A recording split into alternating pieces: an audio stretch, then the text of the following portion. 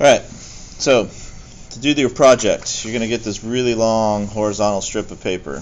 Alright, and it's so long I can't even fit the whole thing in my frame.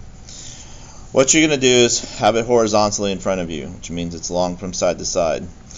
You're going to take one side. For me, I'll take my right hand side, and I'm going to bring it over to my left hand side.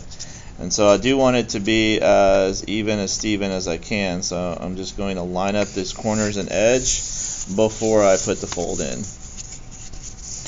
And I'm just going to fold that down. So now I have a shorter rectangle.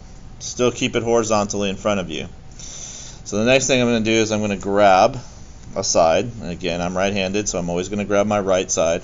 I'm going to bring that over to my left. Even Steven it, corners and edges, fold. So now I folded it twice.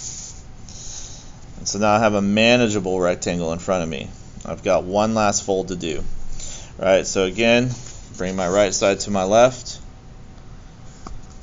Line up those edges. Fold down. It's a little tougher because it's thicker. And now I'm officially have my project paper ready to go. When I open this up, I'm going to have 8 panels. 1, 2, 3, 4, 5, 6, 7, and 8. This is what you'll do your project on. And so this is what will be your project paper. You have 8 miniature panels to work with. Read the rest of the slides to understand the rest of your project.